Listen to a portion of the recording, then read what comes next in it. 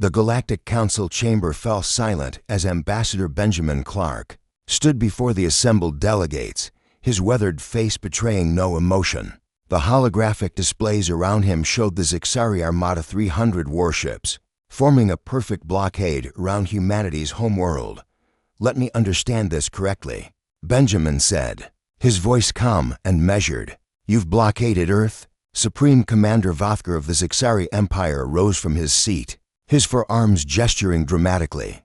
"Your species has violated protocol for 147 of the Galactic Accords. You've been developing faster-than-light technology beyond approved parameters.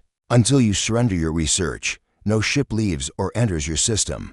Benjamin checked his watch, an antique mechanical timepiece that had belonged to his grandfather. The Zixari commander noticed the gesture and interpreted it as nervousness. He was wrong. "I see," Benjamin said quietly. "And when did you establish this blockade?" 72 hours ago, Vothgar replied, satisfaction dripping from his translator. "Your primitive world is already feeling the pressure. No supplies, no trade, no communication with your colonies. Surrender is inevitable."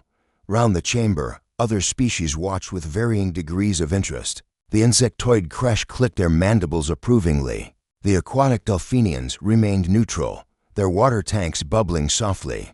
Only the Varanian delegate, Elsie Mortana, leaned forward with concern in her crystalline eyes. Benjamin checked his watch again.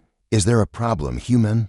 Vothgar demanded. "Just curious about timing," Benjamin said. He tapped a control on his wrist communicator. "Computer, how long ago did the Zixari establish their blockade of Earth?" 71 hours and 43 minutes, the AI responded. Benjamin nodded slowly. "That's what I thought." He looked up at Vothgar. "You should have done your homework, Commander. What are you? Do you know what makes humans different from most species in this council?" Benjamin interrupted. "It's not our adaptability, though we have that. It's not our creativity, though we excel there too. It's something more fundamental." He pressed another button. The central display changed, showing Earth's solar system.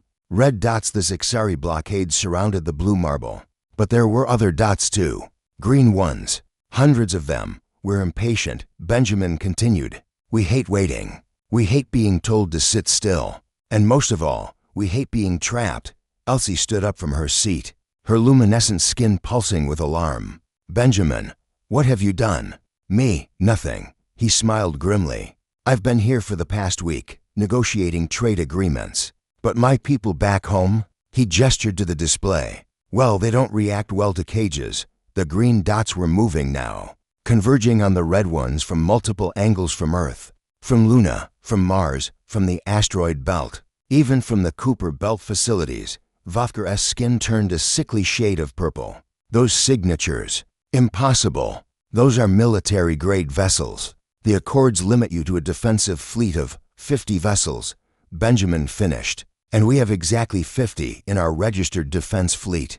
These," he pointed at the swarm of green dots, "these are civilian ships, cargo haulers, mining vessels, colony transports, even a few luxury yachts. Civilian ships can't challenge a military blockade." Vothgar protested. "You're right," Benjamin agreed, "under normal circumstances. But you see, Commander, there's something you don't understand about human civilians.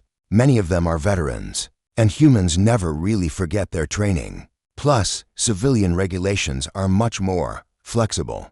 Regarding weapons systems," the display zoomed in. Each civilian ship was bristling with improvised weaponry, mining lasers repurposed, cargo accelerators modified, even asteroid processing equipment turned into kinetic weapons.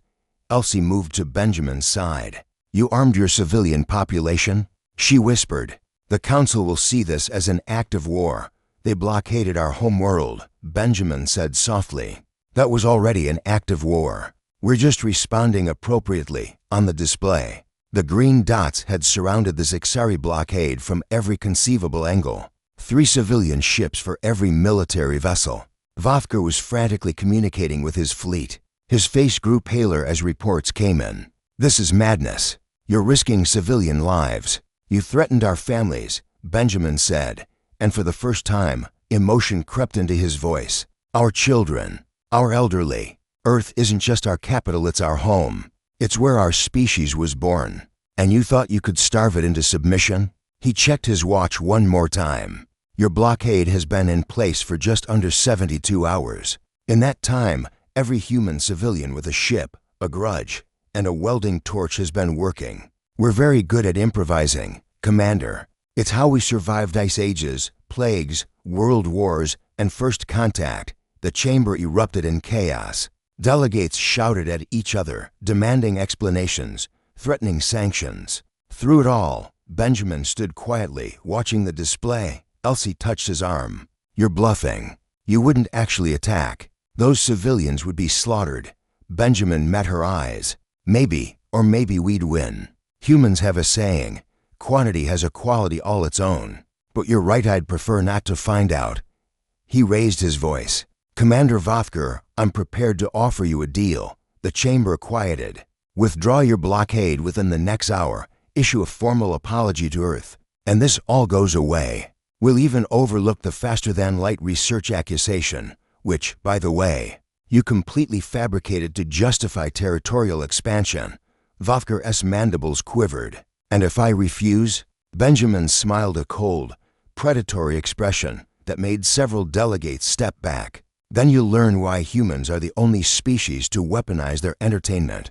Those civilian ships, they've been running combat simulations for the past 3 days. Video games, Commander. We've turned war into recreation. Every pilot out there has thousands of hours of combat experience, even if it's virtual. He checked his watch one final time. You have 59 minutes. I suggest you use them wisely. Vothker stared at the display, at the swarm of human ships, at the ambassador's unwavering gaze. Finally, he slumped in defeat. The blockade will be withdrawn, he muttered. As the Zixari fleet began its retreat, Elsie leaned close to Benjamin. Were you really prepared to fight? Benjamin looked at his watch, then at her. Every second that blockade was up, more ships were launching from Earth. In another hour, we would have had 1,000. He paused. Yes, Elsie, we were absolutely prepared to fight. That's what you need to understand about humanity. We're not the strongest species, or the smartest, or the most advanced. Then what are you? Stubborn, he said simply. Impossibly, irrationally, dangerously stubborn. And we never, ever give up on our home. The watch ticked softly on his wrist, counting down to a war that would never happen this time.